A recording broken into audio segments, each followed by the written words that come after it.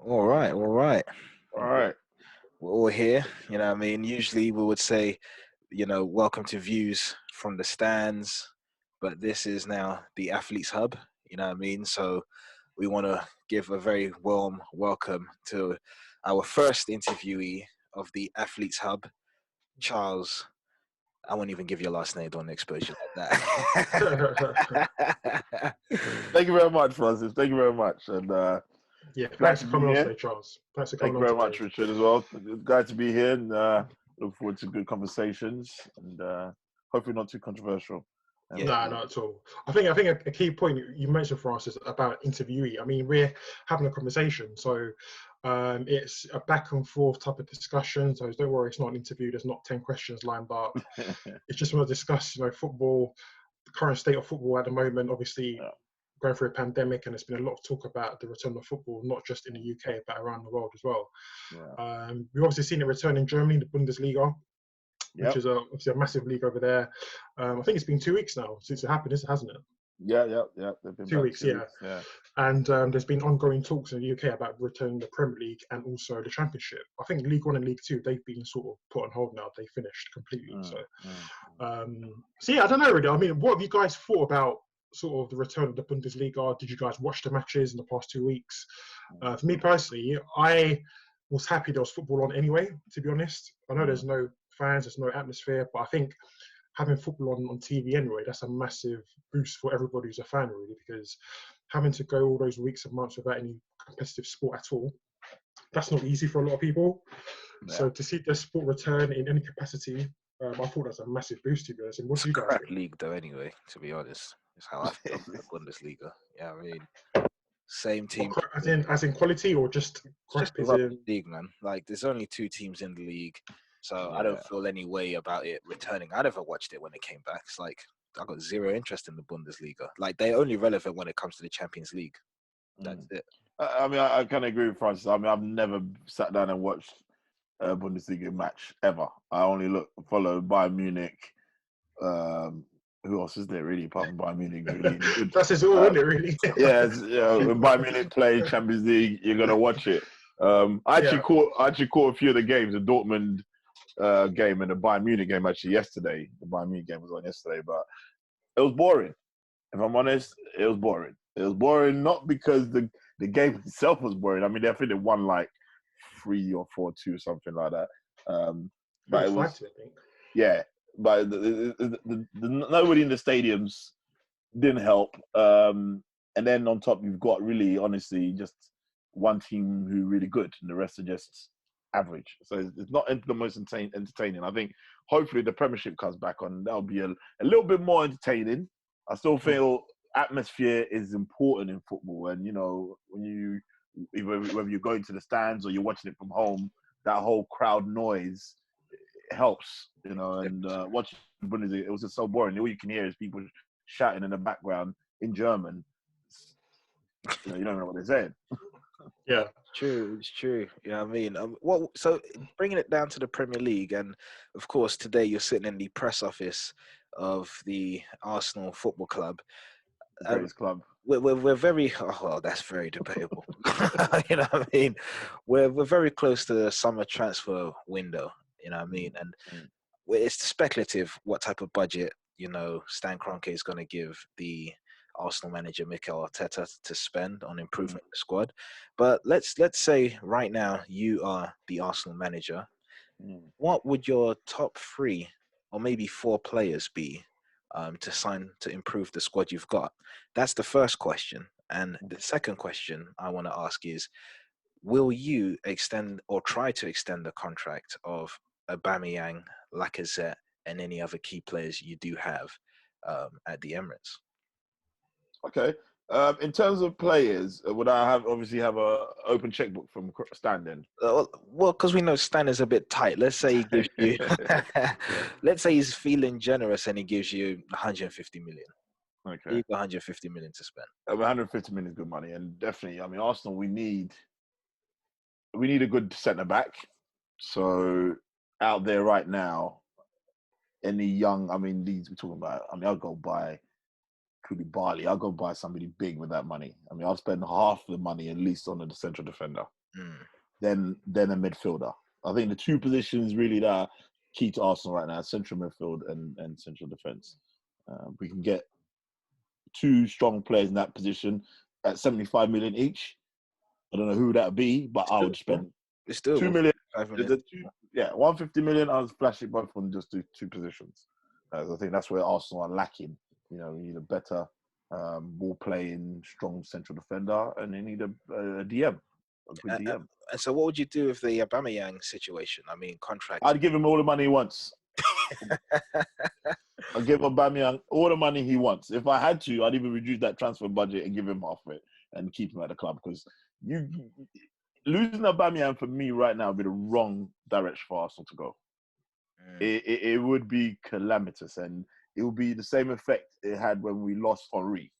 We've suffered since we lost Henry. I mean, I think Aubameyang is not an Henry, but he's definitely close to it. He's very close to being that kind of. Is he the captain as well, by the way? And he's a captain as well, you know. And what precedent does it set if you can't secure your captain to a long-term contract that keeps him at a club? I mean, it'll be a disaster. You're probably better off sacking or getting rid of Lacazette before him. Definitely. You cannot lose Aubameyang. There's no way.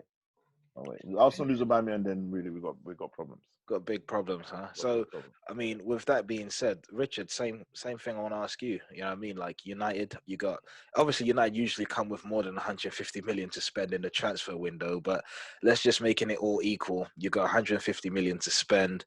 Which areas are you looking to improve? And will you also try to secure the futures of the likes of Paul Pogba and David De Gea?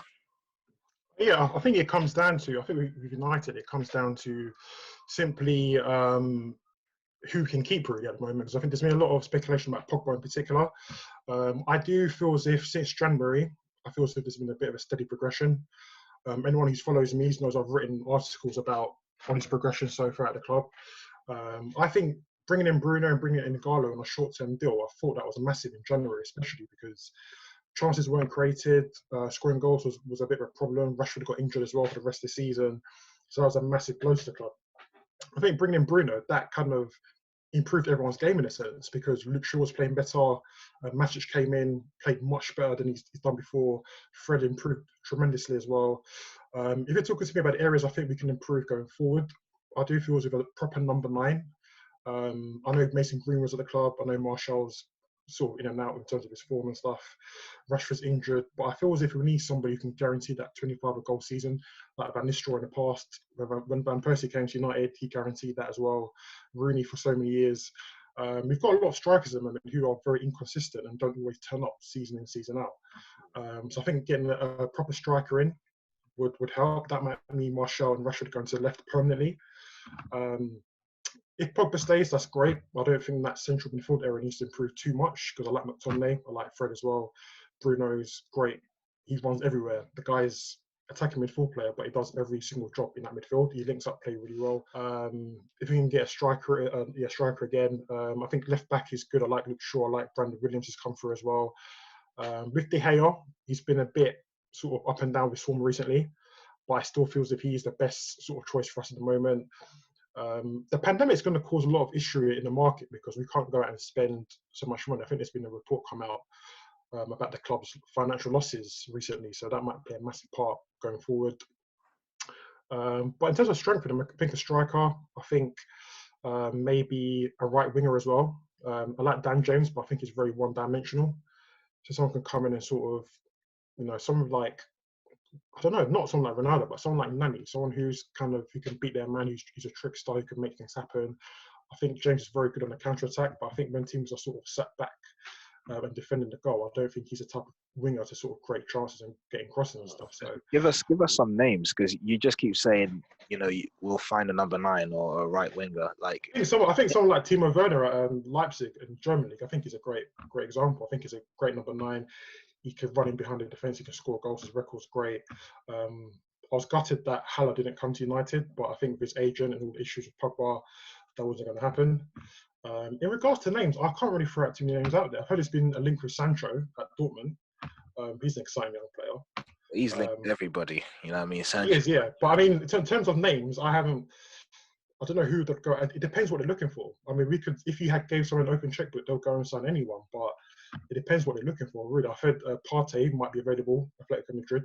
Well, he's going to come to Arsenal first, though. I hear that he's really looking to go Arsenal. He's already told his agent. Apparently his dad said that, but apparently his agent said that that's not the case. So again, that's speculation. So again, when it comes to names, I really don't know, to be honest. It's the same like you mentioned Charles Koulibaly at Napoli. He's one that keeps coming up, a good defender. But when it comes to names, I really couldn't say let's go and get him or him, because it kind of depends what they're looking for, to be honest. If that makes sense. No, it makes sense. It makes sense. I mean, on my end with Chelsea, I don't think there is too much of an improvement that needs to be made. I think it's more of a situation of who to get rid of. You know, I feel like the likes of Ross Barkley has definitely just failed totally. You know, he's not shown much since being signed. Drinkwater again, that's another guy. I mean, although he's out on loan, but calamitous signing. You know, I mean, I don't know what they saw. I don't know who made that call. You know, but he needs to go. I think, of course, we're definitely losing William and Pedro. I think that's a given. But we've got Ziyech in, Hudson-Odoi is there. You know what I mean? So I feel like I want to see more come out of our academy. You know, I feel like the ones which have stepped up have proven that there is quality within. You know, and I feel like if we do sign, you know, big players or, you know, splash out money on certain players, it just goes back to reverting to the old Chelsea, you know, and I like to see the academy lot come through. Abraham has done pretty decent on his first real run of Premier League games. Tomori for me was immense. You know what I mean? I thought, wow, what a centre back. You know what I mean? You know, with the pace, aggression, you know what I mean? You know, his recovery and all this other stuff he brings to the table. Mason Mount, Billy Gilmore, who I think could easily replace Jorginho in the team, you know, with his, you know, deep lying quarterback passing, interceptions, and just general reading of the game, you know. So I think. It's like Reece James as well. Yeah, Reece James, like, again, a right back, you know, who, you know, with more time, I think could definitely rival Alexander Arnold for that right back spot for England. You know, I mean, I think there's a lot of good right backs out there right now England could choose from. I think it's a shame that it's being overloaded quite a bit. I think we definitely need to improve on the left back area. So Chilwell is a name that keeps being put out there, but I like Emerson. I think Emerson is a good left back. Give him the run of games. I think he'll be good. I think the likes of Giroud, who has signed a 1-year extension, I feel like if given, again, a proper run of games, this is a guy who was scoring a minimum of 15 goals for Arsenal coming off the bench. So if given the run of games, I think he could easily repeat the same type of, you know, goal scoring consistency when Abraham runs out of form. So I don't think there is much, you know, to, I'd say, improve on, so to speak. I think they should more focus on, you know, getting the next, you know, best young thing like they did with Hazard, you know what I mean, getting him through the door and, you know, seeing what happens next. It's a good thing. Sorry, Charles, go on. I was just going to say, I mean, with Chelsea, do you not feel, though, that Chelsea have a lot of young players who potentially are not as disciplined and probably are not fulfilling their full potential because of the lack of discipline? And I say this, I mean, with Hudson-Odoi's recent escapades into the tabloids, you know, Hudson, I like Hudson, but I feel he should be way gone for where he is. When you compare, if you go into Europe and you look at players of his age, who, when Ronaldo was his age, when Messi was his age, you know, these are, I mean, you always feel like English press always put these English players on some very, very high mantle, which, you know, some of them deserve to be, but then that pressure doesn't always transact well into the field for them. And Hudson-Odoi, he's done well, but I think he can do a lot better. And if he's getting himself caught up in these kind of stories and issues, it's not really very good. The same with Ross Barkley. Ross Barkley pretty much lost it in his career because of ill discipline. It's the big so many players have, It's the big paycheck, you know what I mean? I think that's what it is. When he was running out of contract, he was playing really well, you know what I mean? And then, you know, I hear that he secured like 150,000, you know what I mean? I mean, at that age, 150,000 a week, I mean, I don't know, man. You know what I mean? I think it's a bad idea. I think player management first starts with, the amount of access of funds you actually giving them. I think maybe they should maybe pay them 20% of that 150,000 and then bank the remaining, and he then has access to those funds after the fact, like when he hits 22 or 23 or whatever, and then they then release that kind of money to him. But it's interesting because it goes to show, like, you got the likes of Sancho, he's on fire, playing really well, he's on big P's, you know what I'm saying, but he's away from the tabloids. Do you see what I mean? So like the English press just know how to go about I guess ruining a man before he becomes something. And this is where I applaud United, because I feel like United have a very, they must have a good methodology in, how they bring their players through the ranks and keeping them away from tabloids. And, there's a certain culture there which kind of keeps those boys in line. I think Arsenal have been over the years pretty good at that as well. You never really heard anything crazy coming out of Arsenal in regards to Jack Wilshere, Bellerin, Walcott, what's it, Oxlade-Chamberlain, you never really heard anything, and they just found a way. But yeah, at Chelsea, yeah, definitely, I think he's the first one really who's gone out there and done something which... Oh no, Chelsea, you guys have had years of of controversial. I mean, Dennis Wise. Should we keep going? There's been a few guys out there. The lifestyle, the West London lifestyle is a bit too much for the Chelsea boys. I think with younger players, it's difficult. I think they've all got different characters as well. Some are sort of some of them can be easily motivated by the lifestyle and the money they get. Whereas if you go back over the years, look at players who kind of came onto the scene, like Owen in the late 90s, early 2000s, Rooney, Euro 2004. He was ultimately the golden boy of that generation. Scholes as well, coming through at United. Beckham obviously had his off-field sort of lifestyle with Victoria Beckham, but he still managed to produce on the pitch.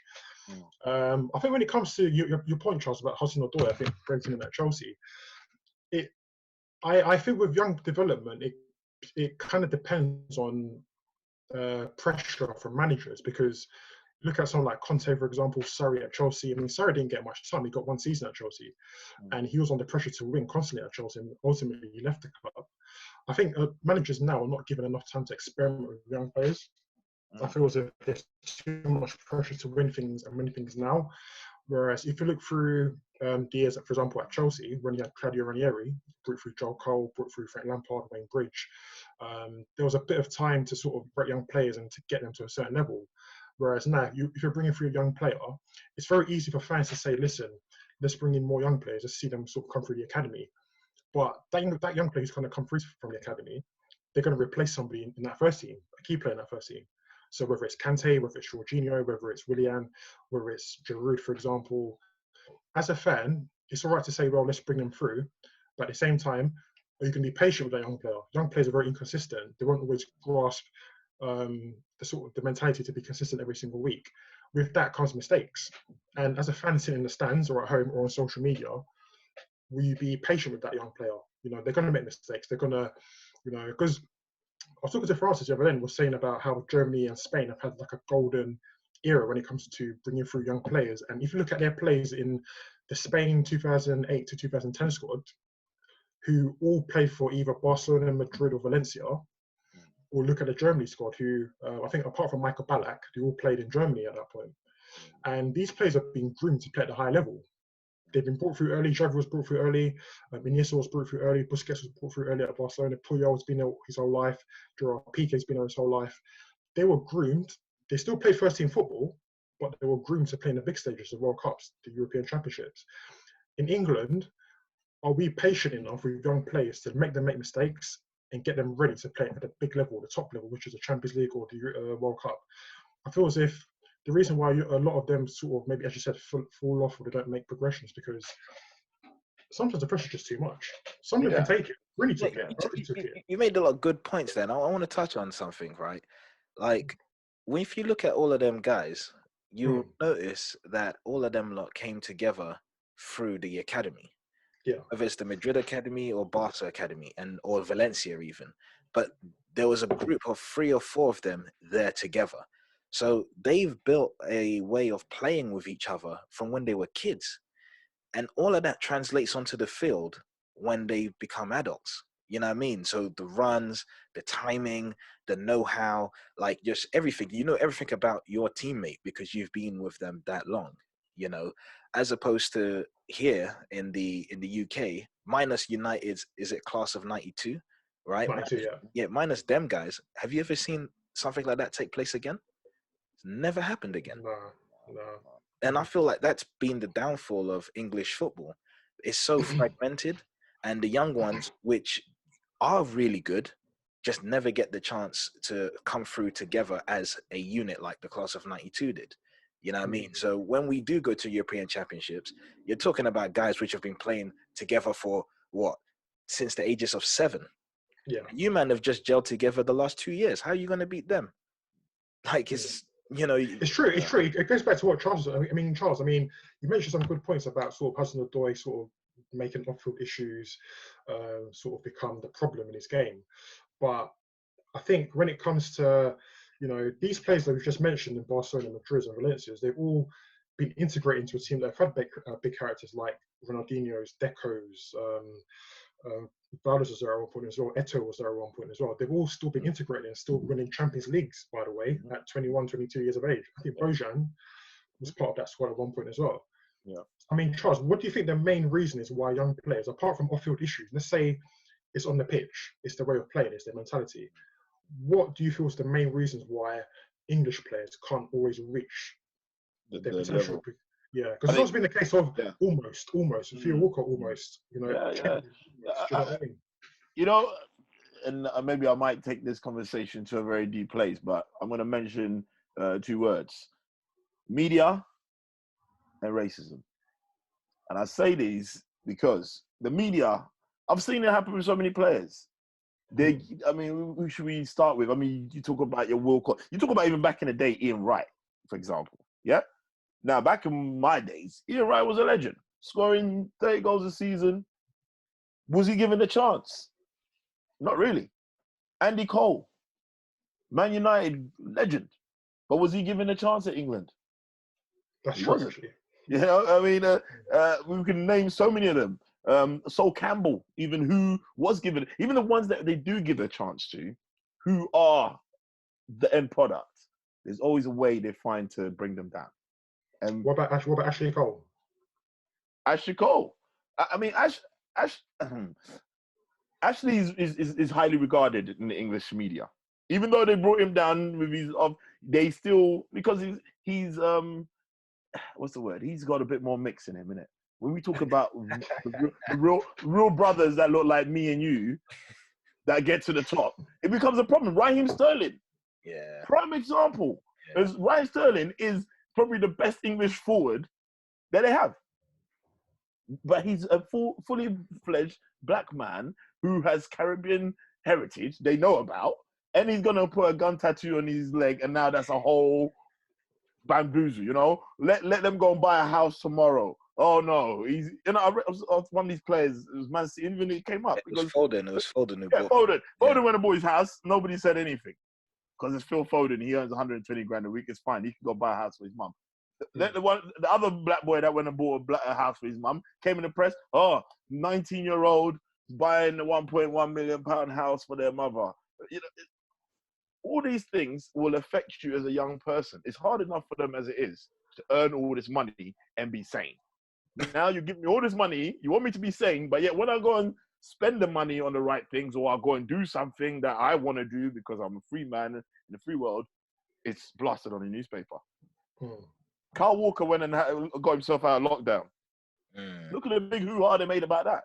But Jack Grealish did it. It wasn't really that bad. He crashed the car as well, didn't he? You know, and that's the whole thing. Is like this. They expect more from us as black, and that's where the black players have to. That's why I commend Raheem Sterling, because he realized, look, they're gonna expect more from me anyway. It doesn't matter what I do. I'm gonna start speaking up about certain issues with you lot. If you're gonna do that, then I'm gonna tell you about yourself. And a lot of them don't have. They need more players like Raheem to have stood up. You know, Ian Wright always stood up for things. You know, a lot of black players keep quiet because they don't want to. Yeah, they don't want to rock the boat. You know, a lot of them probably married to You know, Yeah. white women and so on and so forth. White girlfriends, they don't want to be seen to be, you know, and that's where our players like Raheem Sterling, who have stuck to their guns, and I'll take my hats off to him because he's actually kept his level, and you hardly hear any trouble with him. And and with him, they have no choice but to play him. They know they have to play him. But then how many other good black English strikers never made it? So many.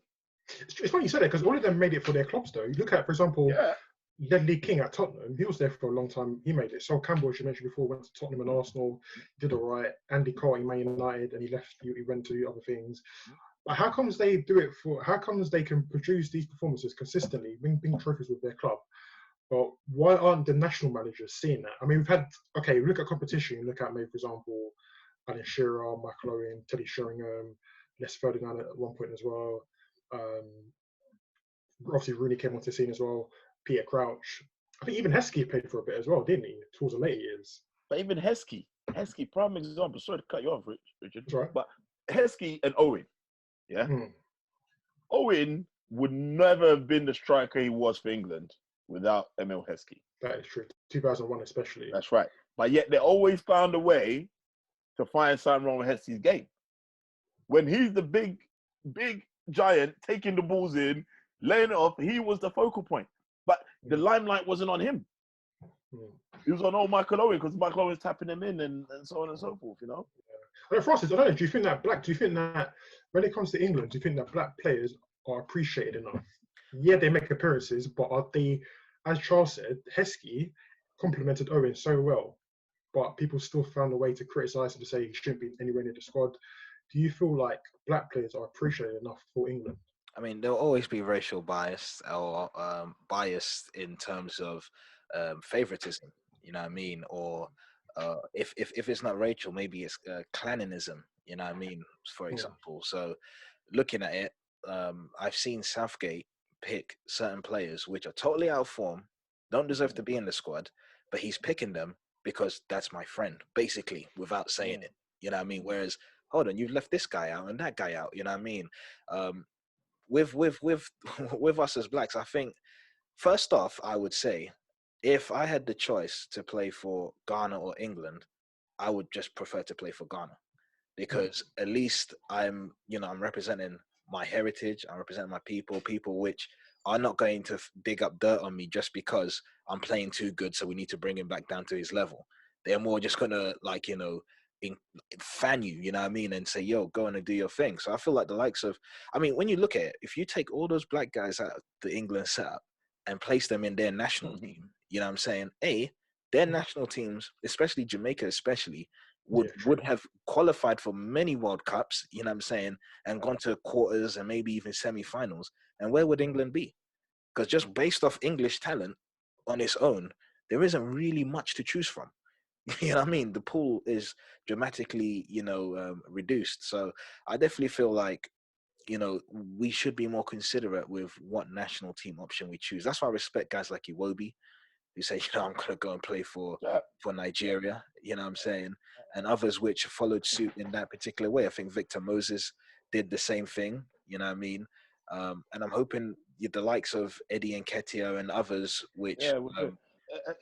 and sorry to cut you off there, sorry, my brother, but all these players, it's because they're not raised to believe that if they went and played for the national teams in Africa, they're gonna get the money. You're not gonna get the money, but what you're gonna get, as you said, they're gonna worship the ground you walk on. Now, everybody remembers famous player plays for Ghana. He used to play bald-headed guy.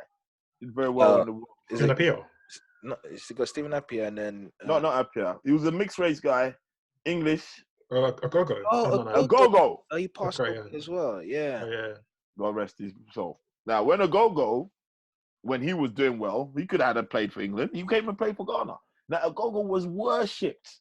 And he wasn't as great of a player as Callum Hudson-Odoi was. Imagine what Callum you could do playing for Ghana. Eddie Nketiah. These are the people that, you see, we talk about the French national team winning, all black players winning the World Cup. Yeah. Right. if we had all these players go and play for their original countries, you'd have an African nation that's won the World Cup already. 100%. Yeah, 100%, 100%. 100%. Especially those which are playing for France. They all really are from Guinea and places like that. I can't say Exactly. All right, So the change let's has to come from players. I think a good topic to talk about is, I think there's been a lot of talk over the years about athletes who have been reasonably successful in their careers, and it's all ended, and they've ended up bankrupt, or they've ended up with huge financial issues.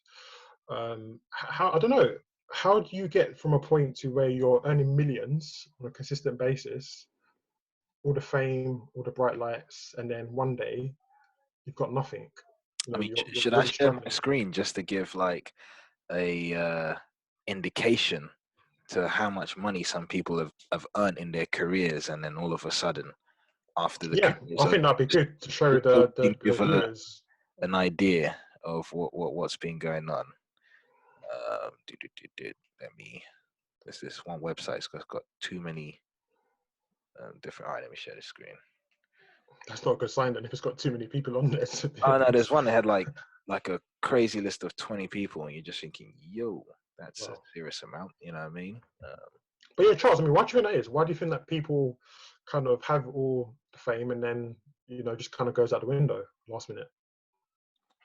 I think maybe 2 or 3 reasons. I mean, Francis put up a few some great examples, Mike Tyson, and so on and so forth. Education, Okay. lack of it, lack of wanting to understand financial prudence, and then on top of it, then you have bad company. Friends and people who just don't have your best intentions at hand. And at that level, if you was paying me even a quarter of what some of these guys earn a week, I will not be going broke. And that's because maybe in hindsight, I sit back and I've learned my own lessons. I'm a bit more educated than some of them. True, but I think the parents of some of these footballers need to also look at themselves, and sports stars, not just footballers, sports stars. But even you get a lot of footballers. I mean, I know quite a few personal footballer friends who've literally. I don't want to mention a name, but I had a very good friend who played for Leeds. He plays for Notts County. I mean, he did well. And funny enough, once upon a time, I saw this same brother doing a job that was probably paying him £8.50 an hour. After he's gone, literally gone. When I spoke to him about it, he said, look, Charles, I made some bad investments. I went into property, I listened to people I shouldn't have listened to, and now I have nothing to show for it. So it's down to education. They need to educate themselves at some point in their lives. You can't be, yes, I didn't go to university or I didn't finish secondary school, so now you're giving me 50 million. There's a reason why I don't have even a penny to my name. It gets to a point where you as a person have to really look at yourself as a footballer. And if you've got that opportunity to make so much money with no education, there's footballers that get degrees while they're playing. Yeah. I mean, it's not even to the point you have to have a degree. All I'm saying is pick up a book, read and understand look at what other people mistakes other people have made, and realize that I'm not going to do the same thing. If Mike Tyson, when you read Mike Tyson, probably one of the most famous ones. I mean, 400 million to zero. He's all right now. Yeah. But there was a point where he made it back. But there was a point where, and even though he made it back, he didn't make as much back. But he's made enough that he's all right. He's going to be retiring peacefully. Though, I mean, on Mike's point, and just I hope he doesn't come out of retirement box. But yeah, apparently a lot of stories going to come out of retirement soon. Yeah, I mean, he shouldn't do that. I mean, that tells me maybe the money might be running dry again, or I don't know. But you need to read about those stories and educate yourself and realize that having 30 cars is not the way. You said 30 cars. I'm like, what do you need 30 cars for? Like, is it a museum? You've got a car museum. You're trying to show off cars. Like, it doesn't make sense. Kojo told me a story, right, about Danny Welbeck, and he was like, Welbeck went into the changing room, right? When he just broke through at Man United. He went into the changing room, and then every man's changing, and they realized that his boxers are from H&M, and every man was laughing at him, like, bruh, like, you're getting this money, and your boxers are from H&M. Like, what you saying? You know what I mean? So man now psychologically feels that what I've got is not good enough. Whereas before, it was good enough. Now you see other man, I don't know what is an expensive brand of boxers, you know what I mean? Because I don't think, well, Calvin Klein, I don't think is expensive. So there must be something better than that, you know, these guys be wearing. And he's gone on and bought that. So imagine that at another level where you come in with your car, maybe it's, I don't know, just a little Ford Fiesta or whatever, you know what I mean? You're thinking, yo, this gets me A to B. I just need to get from home to training. And then next man pulls up in his Range Rover, like, dude, like, you know, you're getting 20 bags a week. What are you doing with this thing here? Then all of a sudden, it's changing, like the culture, you know what I mean, of the people, like you said, you know, the company you keep. And more times you're around these kind of people. I remember someone gave another interesting thing and said that they went out for drinks. You know what I mean? When they were there, he was going with them on different days, and everyone else was paying. And he thought because he was the young one who wasn't earning that much money, it wouldn't be an issue. Then there was one day it came and they said, this bill was for you. Man looked at the bill, it came up to like 7-8 grand. This is just for drinks. Man didn't know what to do with himself. He's like, well, you know what I mean? Like, why am I going to pay for this? You know what I'm saying? But like I said, it's the culture. Sorry, Charles. That's where it comes back to education again, though, for us. You see, for me, if I'm in Welbeck's position, and maybe in my life I've been in these kind of situations and I can relate. Just because if you're wearing the most expensive brand of pants and I can afford it too, this is where it goes back to being smart and being educating your mind to know, okay, he's buying that. I can buy it too, but guess what? Maybe I don't need to buy as high a brand. I can go get a designer that doesn't cost as much. You know, even if I've met rich people who wear fake watches, fake Rolexes and fake watches. Now ask me why rich people do that. Because they're not stupid. Because he knows, and there's a truth. I met a guy in Rolls Royce showroom, a Jewish person, yeah, and I'm rocking my expensive watch, and he looked at me and he laughed. And he said to me, Charles, why are you wearing that expensive thing on your wrist? What's it going to do for you? I was like, oh man, you know, I like watches, da da da da da. He goes, listen, when, at my height, and this is a man that's about in his 70s, yeah? He said, at my height, when I was a millionaire, I had all the watches you could think of. When I started going broke and I tried to sell them, the value wasn't up to what I paid for it. I lost. So you know what I do now, Charles? I can afford it, but I built myself an image. You see, you can build yourself an image by having a really nice car. Cars don't cost much. You don't have to have the 100 grand watch to go with it. You can go and buy that 250 pound one. That's a fake from China. And who's gonna know the difference? At the end of the day, you're still moving with the Joneses. If I'm Welbeck, I'll go buy a 50 grand Range Rover. But it'll be second hand with 10,000 miles on it. Who's gonna know? When you come and see my car, even if you assess my mileage, I don't care. You're sitting in it. I've got it now. You got a car, I've got a car. You got a Range, I'll go a Range. You got a Rolex, I'll go a Rolex. You pay 30 grand for your Rolex, I pay 300 pounds. Who knows the difference? Yeah, I think it's a good point as well. It's a good point because I think when you actually mentioned it's like when you become a target, you've heard stories about people being stolen from and houses broken into. When that Rolex goes, that value, that's gone now. Do you know what I mean? Whereas if you've got a fake one, like Charles said, people won't notice it. If that gets stolen, then it's £300, isn't it? Do you know what I mean? You give it up in 2 minutes. That's the thing. But I do think a good point as well. You guys mentioned a company. That's a really important point. I think sometimes when you're such at a high level and you're constantly getting the money, you're constantly getting the fame and exposure, there's a feeling that, okay, this is not going to go away. I'm going to have this forever. There's that kind of feeling. You've got the mentality to think, okay, I'm in this amount of money. That's not going to go away anytime soon. But the thing that people have to realize, sports stars in particular, it's a short career. Yes, you have people around you. Obviously, Francis mentioned about Welbeck. People say to you, why are you wearing this? Why are you wearing that? Those same people, again, they're not going to be your teammates forever. They won't be your buddies forever. When you get to a point where you all get paid money, you all spend it differently. When it gets to a point where you have to retire, you've got to step away from the limelight, step away from the game, and you haven't got anything. Those people who didn't advise you back in those days, they won't be there no more. That's what you have to remember. And I feel as if, again, a lot of people, it's very easy when you're at the top to sort of get words in your ear, and again, you don't think it's going to ever end, and you kind of feel like you're invincible at one point. But sport is very short. I mean, you could have injuries, you could have mental. I think I remember there's a guy, was it Mason Ryan, who had to retire early from Tottenham. Yeah, Like, you have to retire. that's Yeah, what I'll give you even better one. illness. My friend Anthony, he has a film production company, and they and his friend Serge as well.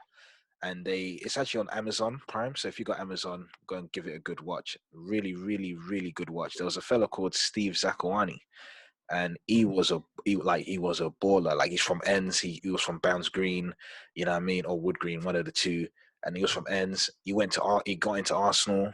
Arsenal dropped him because he was, like, at that time too small, and they just wanted bigger players.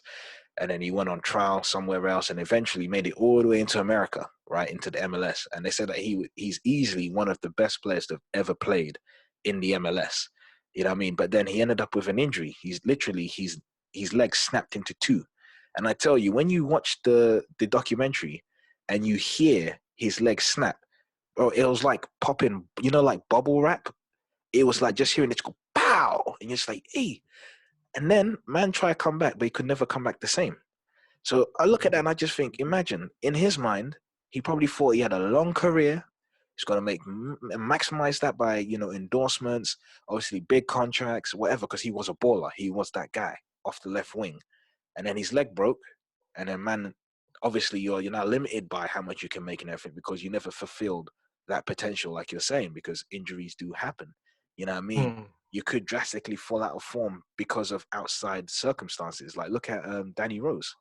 He had the whole mental health was affecting him so much he couldn't even play. You know what I mean? That man was left out. You look at obviously we mentioned football as an example, but you look at sports like boxing and those sports that require there's a physical element to it, and which result in high chance of having injuries. Those careers are the ones that are most likely to be cut short, because you can take so much wear and tear on the brain that eventually will affect your life in a sense. That's why they're not paid a lot. That's the difference. Yeah. You know what I mean? Because if you're going to go and fight MMA, well, I think MMA guys are getting bumped personally, you know what I mean, in comparison to boxers, because I feel MMA is a much more dangerous sport.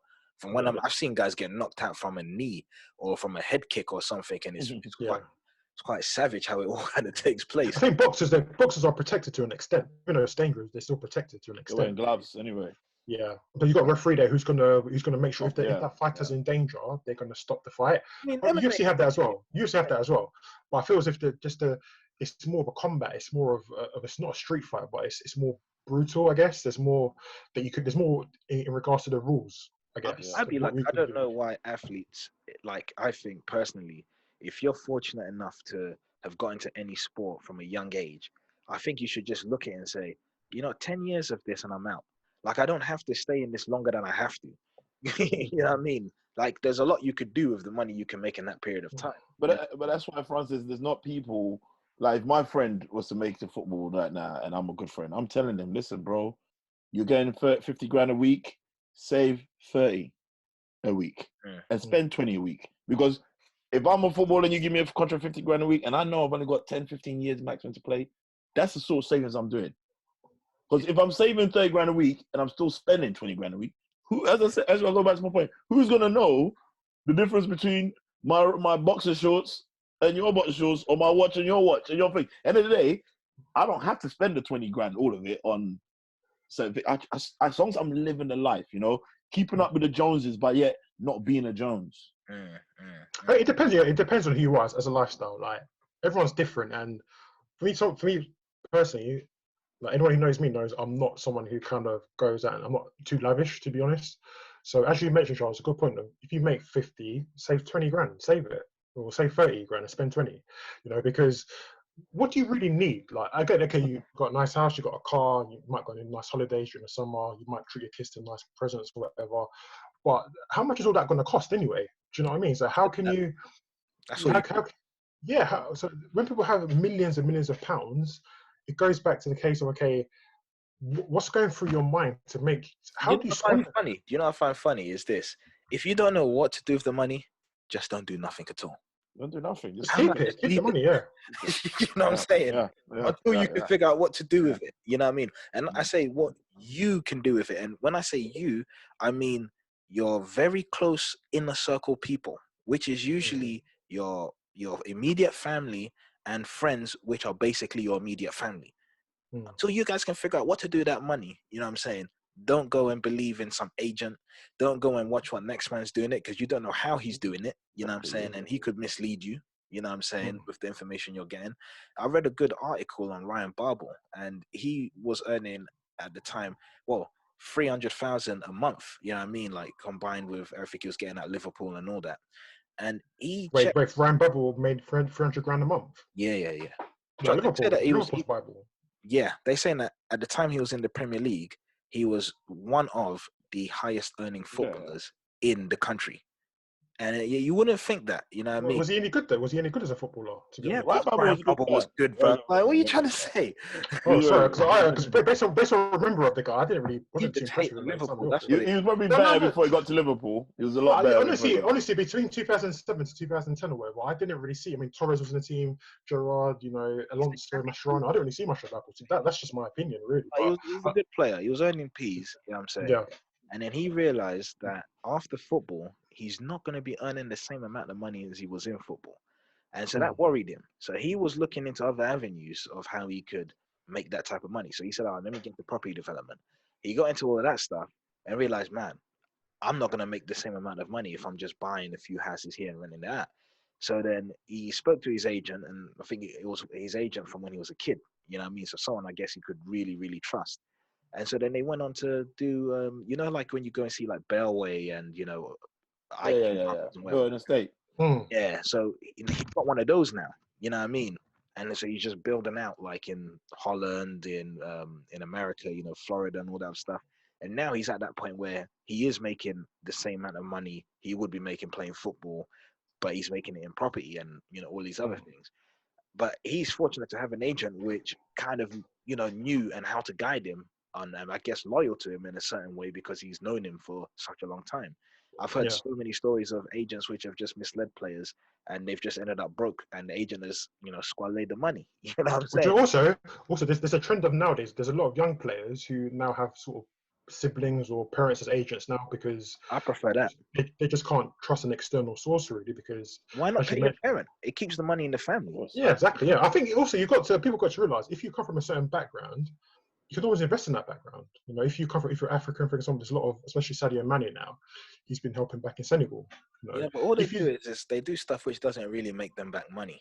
You know what I mean? Because they build. It doesn't make him money. But again, it's like if you're going to use it on silly things, then at least. I agree. If you're going to go and buy, 150,000 Range Rover SV, that you won't ever drive, it don't make sense, does it?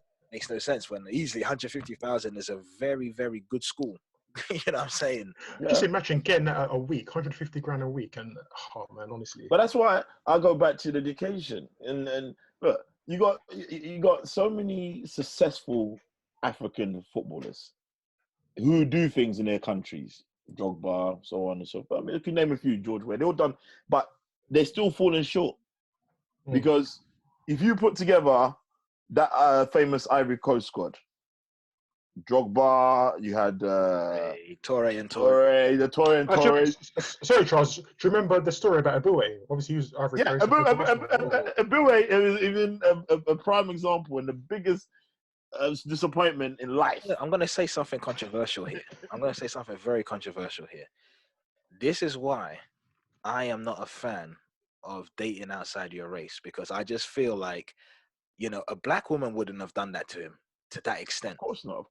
You know what I mean? Of course not. I just don't feel that would have happened. And you're right. And that's why the point I made earlier is that they get money and they look at, oh my God, the white man, the white girl. They start losing track. And that goes back to their parents as well, because it's how you raised. You know what I'm saying? Like, if I'm a father to Hudson Odoi, I'm like, listen, son, you know where you're from? This is where you're from. This is where you need to be thinking your future. So you yourself should educate yourself and know that you're not really going to be able to take a white woman who's going to live with you in Ghana one day when you're 60. It's like when people have, it's like when you have money, you've then got a choice now. I can then pick what I want. Whereas when it was before, I didn't have the choice back then. I couldn't pick. Whereas now I've got the money. If you are an athlete, surely there is a girl you grew up with in school, on the ends or whatever, which would be more than suitable, you know what I'm saying, for you to have as a partner, a wife, or whatever the case. Mm. All of these other girls, they come by way of money, innit? And like we've said, you know, they're there because you're at this particular club. They're there because, you know what I mean? Like, what's the point? There's no... And that's why footballers make me laugh, because at what point do you not realize you're a target for everything? You're a target to get robbed, not just physically, emotionally, financially. You're a target. So the sooner you realize that, hold on, I need to move different. I need to present myself differently. Because if you present yourself differently, certain things won't happen to you. But if you're out there in the clubs, you know, you're doing this, you can have all the flashy things. There's nothing wrong with it. But guess what? You don't need to see me in the club every weekend. It's a good point, Charles, because I think there's sorry to cut you off there. There's a good examples. You look at someone like N'Golo Kante, for example. You hardly see the guy out, or someone like Roger Federer, you know, Rafael Nadal. These are successful athletes, elite athletes. But you never see them on the front pages of Conte drives a Mini. Yeah, he's exactly. upgraded it to Mercedes now, though. He's got what, a Mercedes now. Mercedes now. I don't think. But even then, that's what I'm saying though, Francis. He's done it at his pace. Yeah. Nobody knows why when he was earning 60 grand a week, he was driving a Mini.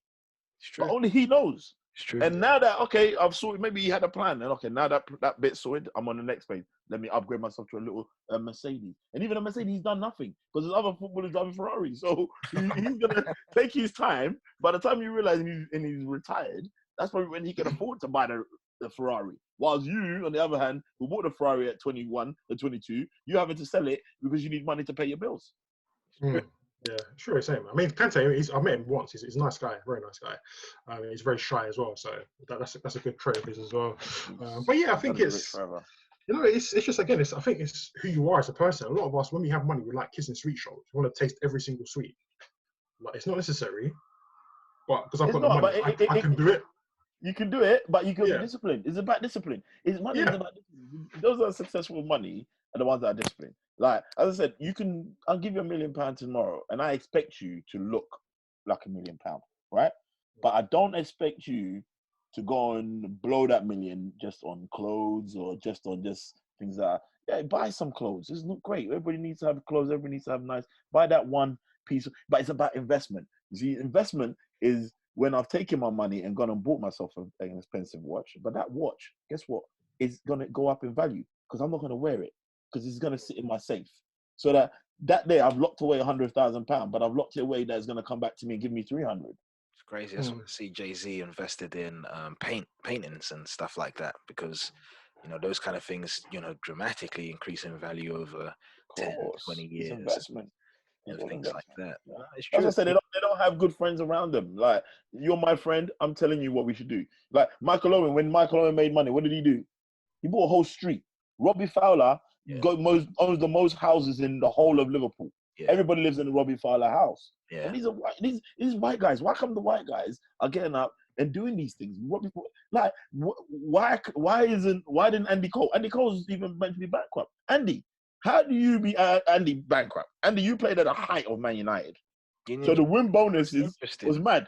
You know, it wasn't just your wages, you're winning stuff as well. Let's say you weren't earning as much as these footballers earn now. Your win bonuses at that era, Andy, was mad. You should not be bankrupt. Even when you see the goal scoring bonuses, bruv. Hey, come on, I'd say the money just on goal scoring. I'd say just my goal scoring will just probably be the money I spend or just the money I save. You know, you got these guys. Listen, it's very hard, you know, to give them excuses too much. It's just education and. I think, but you know, from when someone can't or doesn't have the level of concentration to even read a book, you know, you have a problem. You know what I'm saying? You know, and it's one of those things where a lot of these guys, because they may have peaked so soon, you know what I mean, like being young and really, really good, education is not something which is at the forefront of their mind or not even at the forefront of the people that manage them. Because man, this guy is good, man. We've got for them it's a business as well. We got to maximize our opportunity with this guy while he's at the peak of his powers. You know what I mean? So education is far gone out the window. You know It's what I mean? second, yeah. I think it's again. It comes down to like when you've got that much talent, you've got that much exposure, and you're doing so well for yourself.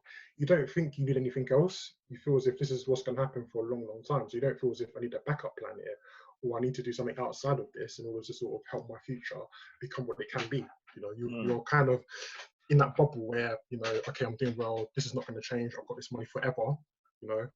And you kind of neglect, kind of thinking outside the box, really, to be honest. And it is education, you're right. And I feel, it plays a massive part, to be honest. And until people kind of sit down and kind of examine what they want to, a lot of people get in a situation where the sport or the career is all they have. That's all they want to do for life. They don't think, okay, I'm going to have to retire at some point. So that doesn't come into their mind. But you've got to think, okay, let's think, worst case scenario, what could happen to me in the next sort of month or the next year or so? I need to be ready for potential change.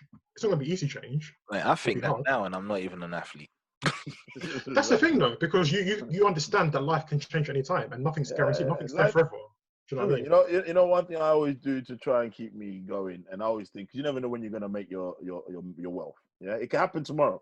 Now, ask yourself, if tomorrow you made 20 million or you won a lottery, are you ready to handle that kind of responsibility that comes with that money? Nobody's ready. You've got people who won a lottery and they've already lost all their money as well. Right, because people don't read, though. People don't read about educating yourself is not just going to school and degrees. It's beyond that. There's people don't go to school and very successful, but they read and they understand. So it's about, I'm reading my story about, I'll read a story about Francis. Okay, this is what Francis did in his life. Wow, okay, I'm gonna pick bits of that. Where can I relate it to myself? Where can I try and, I read about Warren Buffett. Warren Buffett says things that I try and use in my daily life now. Because these are the things that if they've got experience, they've done it, there must be a trick to it. So as a footballer, as a sports person, you've got to just read about other people. Okay, what did he do? He did that. I'm not going to do that. I'm not going to do that because I don't want to be like him. I agree. Paul Gascoigne, probably one of the most famous English soccer stars, football stars ever. Alcoholic. Yeah. Biggest alcoholic. Because in his era, and in the Tony Adams era and the Paul Merson days, it was drink and get drunk and be a professional footballer. At some stage, you've got to sit down and say to yourself, wow, I mean, famous football, sports people out there, did they drink this much when I'm getting... it comes to a point where you just got to try your best to self-educate. That's what it's tough, mate. It's like, instead of, like you mentioned, instead of nowadays, instead of picking up and reading a book, we rather log into Instagram and flaunt that wealth. Yeah. You know what I mean? That's what we do instead. So it's a mindset. Do you know what I mean? It's like, I've got all this, and I want you to know I've got all this. Rather than saying, okay, they're gone. What I was gonna say is then, to wrap this one up, I want each of you to give like your top 3 pieces of advice. You know what I mean, to the next Wayne Rooney, because I think he was like the last greatest, UK footballer. Talent. Or if we was to take it into athletics, the next Mo Farah, you know what I'm saying, or Anthony Joshua, you know what I mean? Like, what would you say the top 3 pieces of advice? I'll say, enjoy it. Number 1, enjoy your career, because it's a very short career. Enjoy it. Number 2, listen to people that you trust. I mean, these people might be paying your wages, or they might be able to make you a lot of money, but if you don't trust them, it's not going to make much of a difference there. So keep people around you who you trust, and listen to those people who you trust. And the third thing I'll say is keep it simple. Like, keep life simple. I mean, if you're making a lot of money, if you're fortunate enough to make a lot of money, keep it simple. Get the things you need. If you don't need something, don't force it. Don't go out and don't feel like you have to spend a lot of money because you've got that money to spend. Keep it simple. Enjoy your career and keep people close to you who you trust, or listen to people who you trust. That's my top 3 very simple tips. Charles, I once saw a very good friend of mine create a movement. I'd say he's a musician, and he called it skink gang mentality. And I would always recommend, whether you have money or you don't have money, to just have a skint attitude to life. So having it, but knowing you don't have it. So that means I'm not buying, as I said, I don't need to eat Tilda basmati rice. I discovered another basmati rice the other day that's just as good. and save me £8. You know, but at the end of the day, when I'm eating my rice, it's the same white rice you got on your plate. It looks the same. So have a stink gang mentality. I mean, you can go buy yourself a white T-shirt. You can go buy a Louis Vuitton white T-shirt or plain black T-shirt like this for £200. When I can go to Primark and buy the same thing, or even TK Maxx. Yeah, let me give you a. I don't do a lot of shopping. I don't go to all these big name brand places. I go TK Maxx, bro, and I buy the stuff on sale and the stuff on reduction, because so long as it's not ripped and it looks good, it's still a name brand. I'm wearing it. The brother that goes and buys that Louis Vuitton, wherever, is great, but he's just wasted money. I've saved that money. So having the mentality is all in your mind. It's having the broke mentality, knowing that I came from nothing. I can also end with nothing. I can go with nothing. So which one do you want to do? Yeah. Sure, what you're saying. Good point. Hey, Francis, what's your tips? I mean, for me, I would say definitely if you don't know what to do with your earnings, yeah, I mean, just don't do nothing at all. Yeah, I mean, play it safe, do nothing at all. Second of all, I would say for sure have people around you that always give good guidance and advice, and people that you trust. I think that's key. You know, people say you are what you eat, but I think you'll become what your environment is. You know what I mean? So keep a positive environment and people around you that, you know, like if you want to be the next Robbie Fowler or whatever, hang around that type of people. You know what I mean? If you want to be, you know, the next whatever, hang around that type of people. But if you want to, you know, go down a spiral of uncertainty and whatever, you know, you're probably hanging around those type of people. You know what I mean? So keep that good. My last bit of advice, of course, is, you know what, it's life. Enjoy it. Don't, you know, be minimalistic as possible, but also know where it's okay to have a good time. You know what I'm saying? You can know where it's okay to bless people around you, you know, or maybe even bless yourself, reward yourself. You know what I mean? I think that's it. You know what I mean? That's all I would say. Yeah, good points. I think we've all made some really good points. I hope anyone who's watching this who might be considering a career in sport or already are in sport, these are really good points that we've touched upon today. And again, everyone's different. Everyone's circumstances are different. Everyone's background's different. Just do what makes you happy, but also, as you said, have a backup plan and just be a bit more cautious as well, because nothing lasts forever. I think that's a fact. Okay, guys, it's been another good chat. DJ Flex, as always. Appreciate your time. Charles, you know, coming on today again, made some really good points. I think you should come on more often, you know, because you do talk a lot. I'm happy to come on often. I'm a very controversial person. Just change your background, though. Change your background to Man United.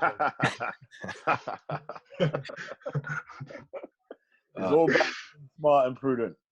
Of course, that's it. Very prudent club.